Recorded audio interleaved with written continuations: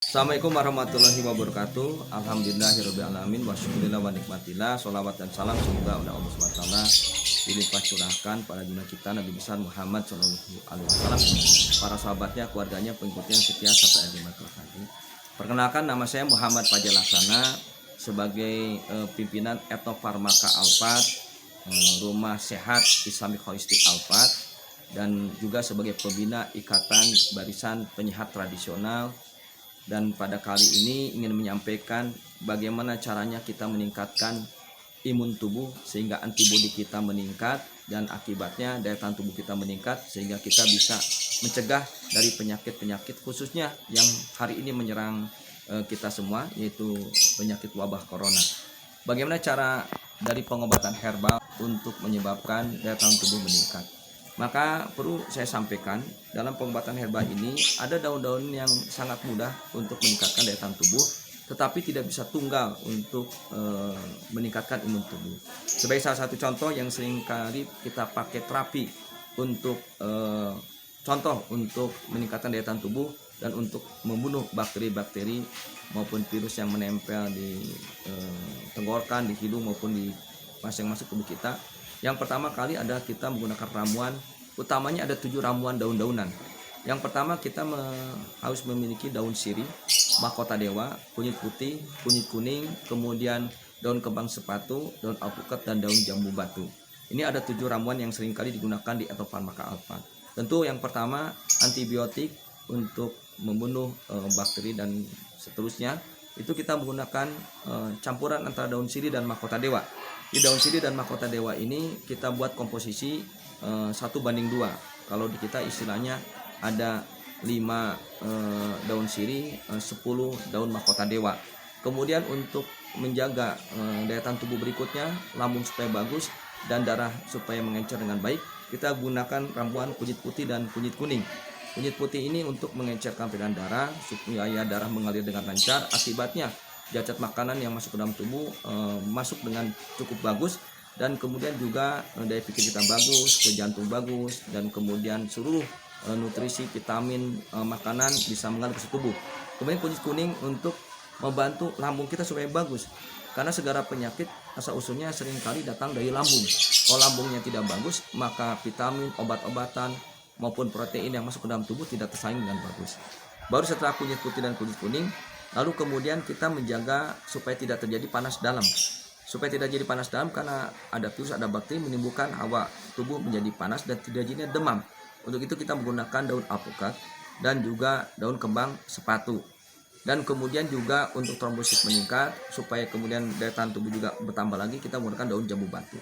Untuk meningkatkan daya tahan tubuh ini kita gunakan ramuan sirih 5, mahkota dewa 10, kunyit putihnya 15, kunyit kuning 15, daun alpukatnya itu 10, dan daun kembang sepatunya 10, serta daun jambu batunya 5. Itu standar yang kemudian kita beri nama antikol. Ini adalah satu ramuan atau resep obat untuk meningkatkan daya tahan tubuh.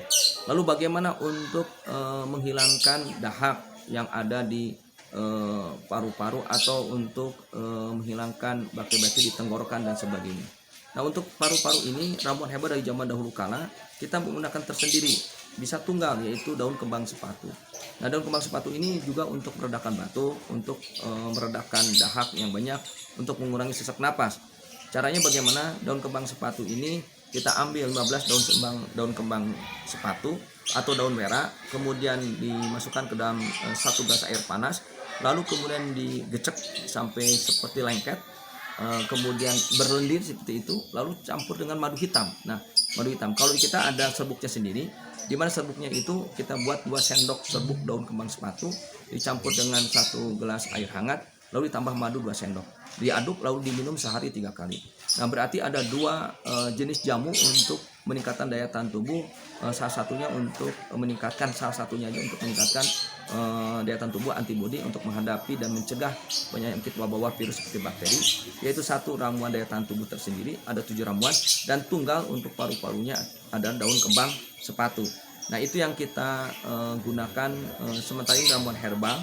Selain itu juga ada ramuan untuk menghisap, yaitu menghisap itu daun sirih tunggal sendiri ya, sebanyak sekitar 5 lembar daun sirih dicampur ke dalam 1 gelas air panas, lalu kemudian diaduk-aduk, kemudian sudah berubah warnanya disaring, lalu digunakan untuk menghisap di tenggorokan, menghisap hidung, ya, hidung dihisap supaya membunuh bakteri-bakteri atau virus yang ada di hidung, lalu kemudian dikumur di tenggorokan. Boleh dicampur garam dikit, lalu dikumur-kumur ke tenggorokan, ini untuk membunuh bakteri kuman termasuk yang ada di gigi, termasuk yang di tenggorokan, termasuk juga bengkak daripada amandel. Nah, itu pakai yang sebentar. Untuk khasiat sirih sendiri, sirih hijau utamanya, untuk apa sih? Ya, sirih itu sendiri sudah dikenal di sejak zaman dulu ada untuk antibiotik. Antibiotik itu ada untuk membunuh kuman, bakteri, virus. Itu sirih. Ya. Jadi daun sirihnya untuk bisa membunuh bakteri-bakteri, luka-luka termasuk luka luar, ya. Kemudian juga sirih juga untuk bisa mengelupas seperti katarak di mata. Ya, tadi mata, lemak di mata diteteskan oleh daun sirih, ini bisa untuk mengupas katarak, juga untuk sakit gigi. Ya, sakit gigi kan ada bakteri, teman. Kita bisa dikumur untuk amandel, ya, untuk sinus. Dan bahkan sirih juga kalau dicampur dengan air panas, ya, kemudian diuapkan, tapi tidak tunggal, biasanya dicampur dengan bawang putih. Ya, itu untuk mengobati kiste, tumor di dalam rahim. Ya, jadi manfaatnya begitu banyak. Bagi tadi kan rupa-rupa manfaat, artinya si sirih ini punya khasiat lebih. Betul. Tadi kan salah satunya untuk menghilangkan katarak salah satunya. Iya. Itu bagaimana cara prosesnya Pak Kiai? Ya, Bisa jadi dijelaskan? kalau misalnya katarak ini ingin diobati dengan obat herbal, yang kita lakukan adalah ditetes tiap malam dan pagi hari dengan uji. Asal tentu sudah ada vonis dari dokter, jangan asal ngomong katarak ya. Kalau dari dokter udah vonis ini katarak, sudah ada lamat atau lembaran yang menempel di mata, maka itu bisa ditetes setiap malam 2 tetes sebelum tidur dengan daun sirih. Nah, dengan daun sirih itulah kemudian bisa mengelupaskan lamat atau lemak yang ada di mata gitu. Salah satu contohnya. Juga obat luka yang paling hebat. Daun sirih ini kalau dicampur dengan mahkota dewa, ya daunnya, itu luka yang menganga, termasuk juga borok yang di kaki kena gula. Gula itu sampai busuk gitu ya. Itu rata-rata campurannya sirih 2, mahkota dewa 1. 2-1. Nanti perbandingannya, kalau 2 sendok sirih, 1 sendok mahkota dewa diaduk itu, lalu kemudian ditabur kepada yang luka, baik luka gula, borok karena gula itu. Jadi kalau untuk obat ini, untuk katarak ini, jadi si serihnya itu tunggal seperti itu. Ya. Kemudian kondisi si daunnya sudah kering dan sudah Ya, dihaluskan atau? kalau untuk obat katarak itu dicampur dengan air saja. Tinggal disobek-sobek, digecek, disaring airnya, lalu ditetesin ke mata. Terus tadi dengan mahkota dewanya sendiri Pak Kiai. Ya, jadi lebih hebat lagi kalau untuk luka itu harus dengan mahkota dewa. Antibiotik menambah imun tubuh dan antibodi meningkat itu kalau dicampur dengan daun mahkota, daunnya ya, daun mahkota dewa. Contohnya untuk obat luka kita sebutkan karena ini obatnya ini hebat ya, bahkan kita sebut dengan serbuk sakti. Karena kalau luka borok itu ditabur obat ini kering. Yaitu caranya adalah perbandingannya 2:1. Ya, sirih dan mahkota dewanya dikeringkan saja, kemudian ditumbuk halus jadi serbuk itu. Kalau contohnya berarti 2:1. 2 sendok sirih, 2 sendok sirih, 1 sendok mahkota dewa. mahkota catatan sudah kering tadi berarti. Sudah kering ya, sudah kering. Sudah jadi serbuk ya. Diaduk, disimpan aja. Kemudian nanti kalau ada kayak luka darah gitu, ya setelah kemudian ditabur lalu diperban. Lalu kemudian ada kalau borok tadi, borok eksim, kemudian gula karena penyakit gula itu nggak sembuh luka, suka berair terus bertanah, ditabur aja. Gitu ya. Kemudian dibersihkannya tentu nanti dengan antibiotik yang cukup bagus juga, yaitu bawang putih. Nanti airnya membersihkan borok atau membersihkan luka itu tinggal 1 liter air hangat, lalu diambil 15 biji bawang putih, dibelah-belah dikit supaya keluar minyaknya, lalu membersihkannya.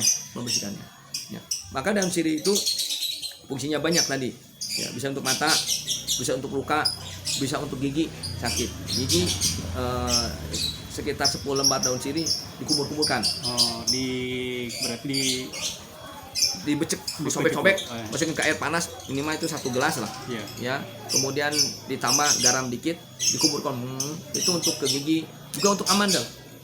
Ya, amandel mekar. Terima kasih sudah nonton. Jangan lupa like, subscribe, dan share ya.